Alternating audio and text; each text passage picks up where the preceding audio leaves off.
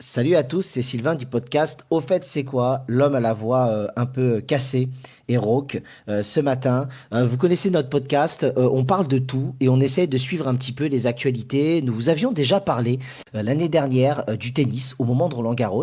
Je vais citer deux épisodes. On avait parlé pourquoi la balle est jaune et poilue et pourquoi les points se comptent comme ceci. Et aujourd'hui, en tout cas il y a quelques jours avec Thierry, on s'est posé la question, mais au fait, la terre battue, on en parle souvent, c'est la spécialité de Roland Garros, mais ça vient d'où? Moi, dans le fond, je sais ce que c'est, mais pas vraiment. Mais au fait, Thierry, c'est quoi la terre battue?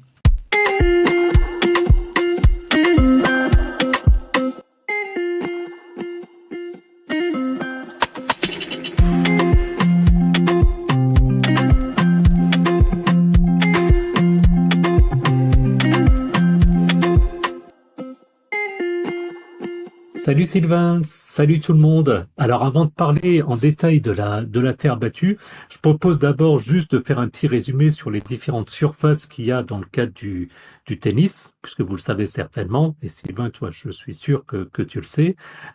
Les cours de tennis, donc ils sont recouverts de différents types de surfaces, et la raison principale est que chacune a ses propres caractéristiques qui influencent du coup le style de jeu, la vitesse de la balle, l'impact sur le corps des joueurs, etc.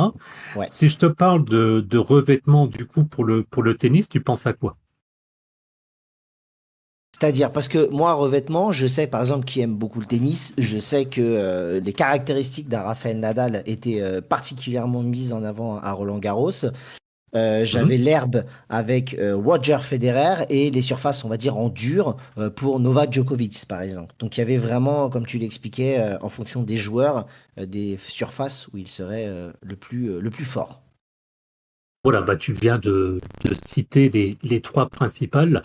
Donc, juste pour résumer rapidement, pour ceux qui connaîtraient éventuellement pas trop, il y a donc les surfaces en dur, ce sont les surfaces évidemment les plus répandues sur le circuit professionnel. Alors, j'ai regardé, il y en a de plein de sortes, etc. Je rentre pas dans le détail, c'est pas le but.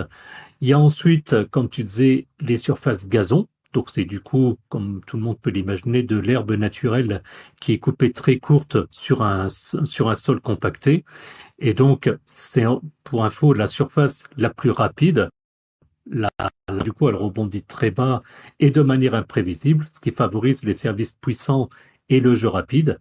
Évidemment, si on pense gazon, typiquement, on pense au tournoi emblématique qui est Wimbledon.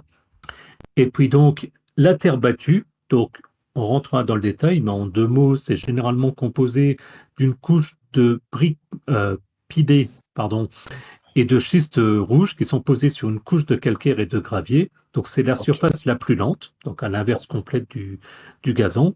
La balle, Ouais. elle rebondit plus haut et plus lentement, ce qui favorise les longs échanges et les stratégies basées sur la régularité et les effets. C'est ça aussi qui fait, et surtout, la renommée de Roland-Garros. Ouais, je me souviens parce que comme tout le monde, au lieu de réviser, je regardais Roland-Garros et je me souviens, moi qui suis un grand fan de Rafael Nadal, j'avais vu une interview de Roger Federer qui disait c'est épuisant de jouer contre lui parce que la balle rebondit quasiment au-dessus de l'épaule. Nous, on s'en rend pas forcément compte à la télé, mais c'est vrai qu'elle rebondit extrêmement haut et c'est difficile de tenir la cadence sur ce genre c'est vraiment une stratégie particulière. Moi, au niveau amateur, j'ai fait un peu de tennis. J'ai joué une fois sur terre battue. Et c'est vrai que ça change tous les repères. Ouais, ouais, et puis du coup, bah, ça permet des jeux beaucoup plus stratégiques, basés sur Ouais, la durée, sur exactement. le fait d'user finalement le joueur en face. C'est un peu comme une équipe en foot qui va jouer à la passe à 10 ou bien comme ça. Donc voilà, c'est les trois principales surfaces. Donc on va se focaliser un petit peu sur la terre battue avec j'ai envie de dire, notre schéma habituel. Donc je vais Yeah. commencer par les origines de la terre battue. Allez, parti pour l'histoire. Parle-nous de Voilà. cette histoire de terre battue.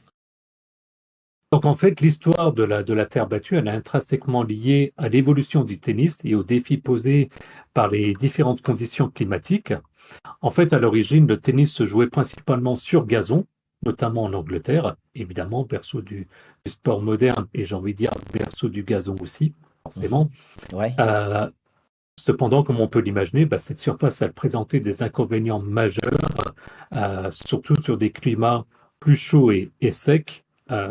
Forcément, des tournois qui se font, par exemple, aux États-Unis où il peut faire très chaud, avoir un gazon proprement tassé avec les rebonds qui vont bien, etc., c'est forcément très compliqué à gérer. Et donc, du coup, les origines de la terre battue telles que nous les connaissons aujourd'hui, ça remonte à la fin du 19e siècle et précisément Cocorico, dans le sud de la France. Est-ce que ça, tu étais au courant de cette histoire? Non, alors fin 19e, ça me surprend pas. Moi, j'aurais plutôt dit, parce que je pense que souvent, c'est plutôt l'Espagne, tu sais, les pays un peu du sud, qui sont quand même des spécialistes de terre battue. Pourquoi Roland Garros et la France a pris cette surface-là, je ne le sais pas. Mais je ne savais pas que c'était dans le sud de la France, donc Cocorico à nous. Et donc fin 19e, ok. Est-ce que tu peux nous en dire un petit peu plus? Qui a inventé ça? On va dire les pionniers? Les pionniers, en fait, c'est les frères Renshaw. J'espère que je ne me trompe pas sur la prononciation. Euh, En fait, donc c'est les pionniers de la terre battue. C'est deux frères britanniques, Ernest et William. Ok, En fait, William, il fut un joueur qui était dominant dans son époque, remportant 7 titres à Wimbledon dans les années 1880. ok, Et en 1870, en fait, il s'installe à Cannes, comme tout le monde le sait, sur la Côte d'Azur. Il n'allait pas pour le ouais, festival, donc ça ok, n'existait pas. Et il décide d'y créer un club de tennis. Et le ok. problème, Donc c'est qu'il constate rapidement, 1878, il part. voilà. Et donc, il crée son club. Le problème, c'est qu'il constate rapidement que le climat méditerranéen chaud et sec était peu favorable à la qualité des cours en gazon. Parce que, comme on peut s'imaginer, hein, l'herbe avait tendance à sécher rapidement et à devenir impraticable, rendant le jeu difficile et la surface peu durable. En gros, ça, c'est comme jouer sur de la terre. Enfin, pour tous ceux qui ont du gazon chez eux, ils le savent, hein, en juillet-août, c'est Ouais, compliqué. c'est clair. Et donc, pour remédier à ce problème, les frères Renshaw ont eu l'idée de recouvrir les pelouses d'une poudre rouge. Donc, cette poudre rouge était obtenue à partir de pots de terre cuite défectueux, broyés et provenant des ateliers de poterie de Valoris, une ville voisine réputée pour sa céramique. Ça, c'est effectivement assez connu. Et en fait, en utilisant cette poudre, ils ont créé une surface qui résistait mieux aux conditions climatiques locales et qui offrait de meilleures sensations de jeu. D'accord. Donc dès le début, est-ce que ça a bien marché? Oui, effectivement, ce premier essai, ça a été un succès. La terre cuite broyée avait la propriété de ralentir la balle et d'offrir une meilleure adhérence que le gazon sec. Et c'est de là qu'est née la terre battue, d'abord comme une solution pragmatique à un problème, comme on a dit, du coup climatique. Ouais, parce qu'il n'y avait pas les surfaces en dur à l'époque, donc c'était vraiment soit le gazon, soit autre chose, dans des conditions climatiques qui ne permettaient pas d'avoir un gazon optimal. C'est ça, exactement. Et puis du coup, donc ils ont développé au fur et à mesure la solution. L'innovation donc des frères Renshaw a rapidement gagné en popularité dans le sud de la France. C'est Ok. étendu à d'autres régions d'Europe continentale où le climat était similaire. Donc comme on l'a dit, typiquement en Espagne et puis évidemment l'Italie. Et donc la France, avec Roland Garros comme vitrine, est devenue le bastion de la terre battue. D'accord. Et la Terre en elle-même, est-ce que tu peux nous donner un peu plus d'informations? Parce que là, on a parlé de poudre rouge, tout ça, de pots en terre cuit défectueux broyés. Mais est-ce que tu peux nous donner plus d'informations? Oui, et c'est assez impressionnant parce que moi je pensais que c'était simplement un revêtement qui était posé et non, c'est beaucoup plus complexe que ça. En fait, un court de tennis en terre battue, c'est pas simplement une étendue donc de terre rouge. Sa construction, c'est une superposition complexe de plusieurs couches, totalisant souvent une épaisseur d'environ 80 centimètres Ah oui, et dans le but en fait de garantir différentes choses et en particulier le drainage, la stabilité et évidemment la qualité de jeu spécifique. d'accord. Toi, est-ce que tu as une idée un petit peu de comment c'est fait des différentes couches? Non. En toute honnêteté, pas du tout. Du coup, alors bon, je vais aller vite, hein, mais pour se donner quand même une idée, donc en se basant sur Roland Garros, en fait, ça commence par une couche de drainage de 40 à 60 centimètres. Donc, c'est les couches les plus profondes et qui sont constituées de gros cailloux et d'un système de drainage intégré. Donc, c'est en fait des tuyaux perforés pour évacuer l'eau essentiellement pour la gestion de l'humidité du cours. Donc, ils peuvent potentiellement arroser, on y reviendra, et puis l'eau est drainée, etc., pour pas qu'elle stagne. Ensuite, au-dessus, il y a des gros graviers, donc environ 30 centimètres. Donc, une couche de gravier qui assure une transition et une stabilité supplémentaire. Donc, toujours le drainage de l'eau, mais aussi une stabilité, on va dire, du sol. Après, il y a une autre couche qui est composée de résidus de houille et de roches volcaniques. Et son rôle est crucial parce que ça permet de stocker l'eau, l'arrosage et de la restituer vers la couche supérieure. Donc il y a le drainage pour aller vers le bas, mais une couche qui reste un petit peu on va dire, en surface et qui permet du coup de garantir une humidité constante. Enfin, Ok. avant-dernière étape, une couche de calcaire, donc on appelle craon, en particulier en France, et c'est souvent issu des carrières comme la carrière de Saint-Maximin dans l'Oise. Donc c'est une couche de calcaire qui est du coup pilée très fine. Donc c'est la véritable couche de jeu sur laquelle repose la brique pilée. Donc elle doit être stabilisée évidemment par un rouleau lourd, souvent de 650 kg, et elle permet également le passage de l'eau dans les deux sens, donc comme j'expliquais précédemment. Et puis donc la dernière étape, celle qu'on connaît, donc la brique pilée. Donc en fait c'est une fine couche de surface qui est composée de briques de tille broyée et tamisée qui donne au cours sa couleur rouge caractéristique et qui est le secret de la glissade et du ralentissement de la balle, mais sachant que ça représente qu'une couche de 1 à 2 mm. Donc ça veut dire que finalement la partie qu'on voit, on pourrait croire que l'ensemble est rouge, non, c'est finalement uniquement une espèce de surcouche, et donc c'est les quatre couches précédentes qui permettent à ce moment-là cette spécificité de ce revêtement. Alors là, j'ai appris quelque chose parce que on voit souvent, on les voit balayer ou même prendre des choses qui vont remettre en place la terre battue. Et c'est vrai on a l'impression qu'il y a que cette petite couche-là. J'avais pas connaissance de toute cette mécanique, on va dire, avec juste la brique pilée qui est la cerise sur le gâteau, concrètement. Parce que là, on parle Exactement.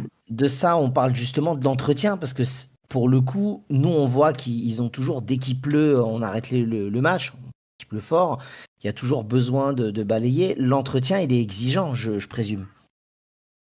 Exactement, parce que du coup, par rapport à ce que j'ai expliqué précédemment, ben, il y a tout un entretien régulier à faire. Donc, et on va dire dans la durée, donc hors saison, etc. Mais également du coup, ben, même pendant le match, bien comme ça. Donc, il y a l'arrosage. Donc, l'arrosage, évidemment, il est fondamental pour maintenir la cohésion de la surface et la bonne tenue des couches inférieures. Donc les cours sont arrosés plusieurs fois par jour, notamment le soir pour saturer la couche de mâche fer et de craon. Et parfois pendant les matchs lors des pauses pour éviter que la surface ne sèche et devienne glissante. Donc c'est vraiment un entretien constant et régulier. Ça rappelle un peu les stades de foot d'ailleurs où on fait passer J'étais au stade il n'y a pas très longtemps où on voit des jets d'eau être utilisés pour décider de faire un revêtement plus ou moins glissant. Et donc un cours trop sec euh, et du coup rapide et glissant, alors qu'un cours trop humide, du coup, est lent et lourd. Donc il faut trouver en fait le bon équilibre. Après, tu le disais, le balayage, pardon, le traînage, et ben après chaque match et régulièrement, les joueurs ou le personnel d'entretien, ils passent un filet, ce qu'ils appellent une traîne ou un Ah, c'est balai pour ça. Ouais. lisser la surface. Ça permet donc répartir uniformément la brique pilée et effacer les marques. On y Ok. reviendra d'ailleurs pour les marques dans les anecdotes. Ok. Il y a, il y a le nettoyage des lignes, et ça, je ne savais pas du tout. En fait, les lignes, souvent, sont en plastique ou en toile. Moi, je pensais que c'était comme au foot, où c'était de la craie ou des trucs comme ça. Donc, j'ai appris aussi quelque chose. Et du coup, forcément, elles sont nettoyées régulièrement pour qu'elles restent visibles et ne se déforment pas. Ce serait quand même con que les lignes fassent des Ouais. zigzags. En même temps, entre les balles et les pieds des joueurs qui glissent en plus souvent sur cette surface-là, effectivement, ça serait compliqué. Exactement. La brique pilée, bah forcément, du coup, elle s'use et puis elle est emportée par le vent, la pluie. J'imagine même que des fois, elle colle un petit peu aux chaussures, etc. Et donc, il est nécessaire d'en recharger régulièrement pour maintenir la couche superficielle.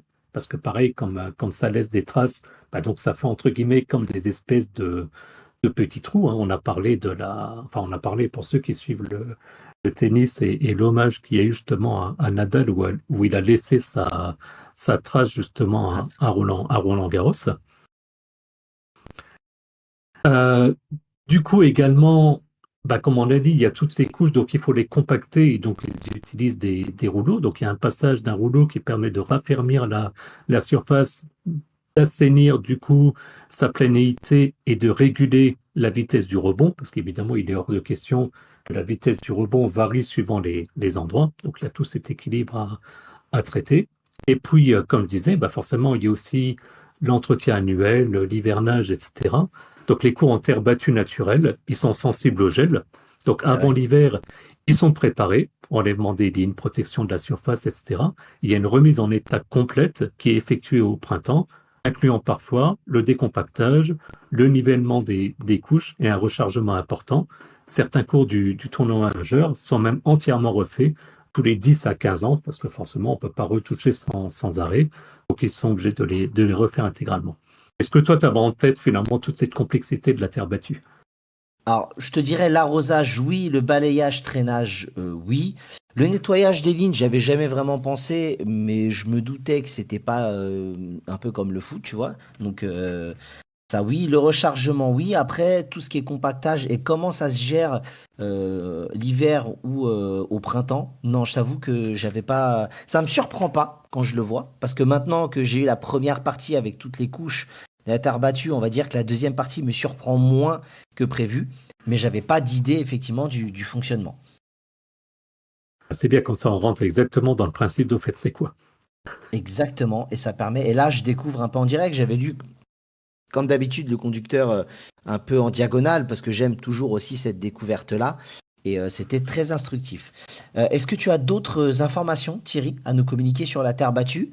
Ou est-ce que on va pouvoir passer à la rubrique légendaire des anecdotes de Thierry?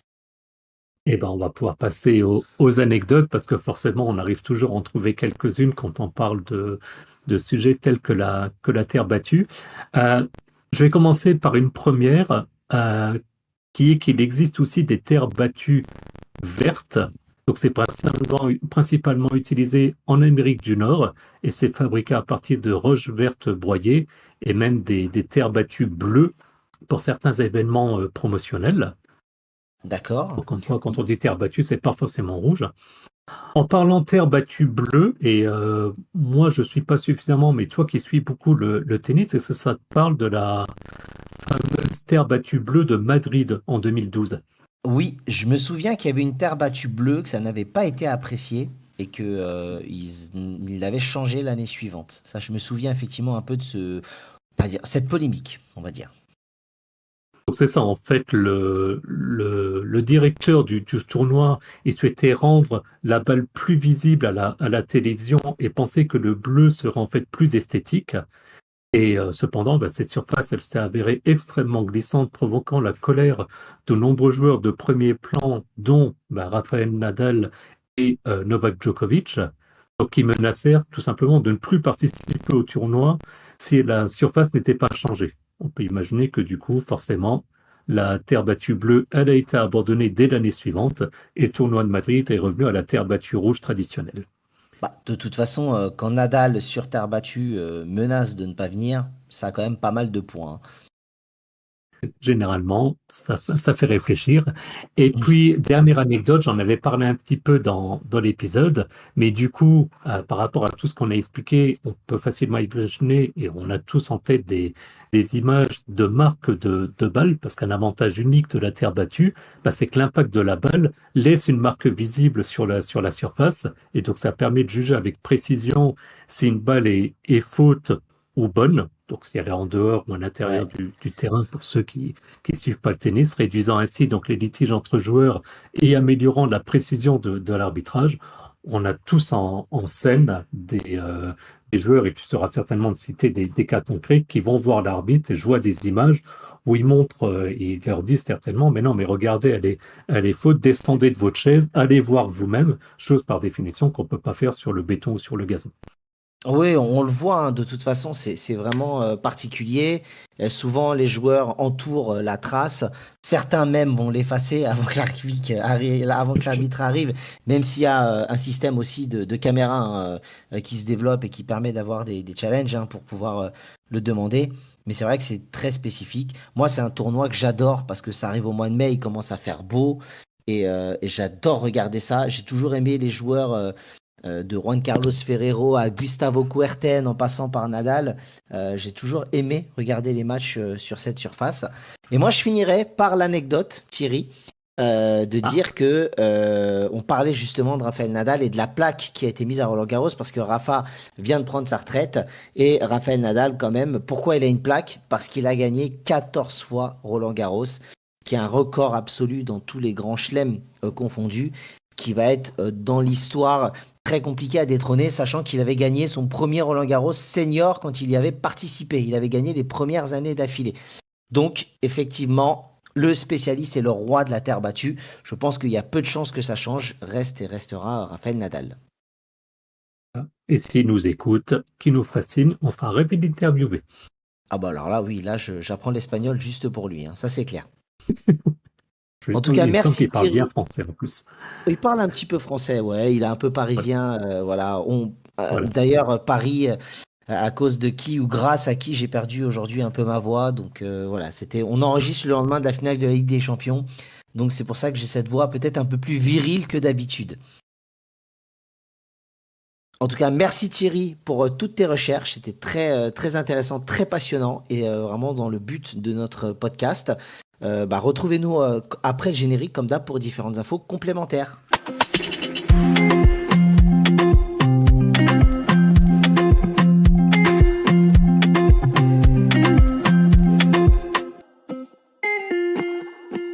Et c'est Sylvain du podcast. Au fait, c'est quoi? On a cité des épisodes tout à l'heure, hein, sur le tennis. Thierry mettra sûrement les liens ou les numéros dans les notes de l'émission, en tout cas sur les réseaux et sur notre site. Retrouvez-le sur X, anciennement Twitter. C'est Thierry qui fait vivre ce compte d'une main de maître. Je vous en dis pas plus. Je vous laisse aller dessus et voir un peu tout ce qui est fait à notre niveau. Je te laisse Thierry pour la suite de la présentation. Ça marche, merci Sylvain. Bah, effectivement, comme tu disais, déjà, il y a notre site internet, donc www.auffaitc'estquoi.fr, où vous pouvez retrouver donc les liens de notre podcast en fonction de votre application préférée, et également le lien vers notre chaîne YouTube, notre compte donc X, anciennement Twitter, et notre page Facebook. Évidemment, vous retrouvez tous les épisodes, mais vous le savez, puisqu'on s'aperçoit quand on regarde un petit peu les statistiques, qu'il y a beaucoup d'écoutes depuis le site. Donc c'est cool, merci beaucoup. Consultez également les notes de l'épisode pour obtenir les liens donc, vers les épisodes qu'on cite. Donc, comme ça, vous avez juste à cliquer dessus pour y accéder. Également, notre page Buy Me a Coffee, si vous souhaitez justement nous offrir l'équivalent d'un petit café, d'une petite bière, on sera ravis de vous citer à ce moment-là. Et puis enfin, notre serveur Discord pour discuter entre vous et avec nous. Merci à tous et à plus dans le bus. À bientôt, salut!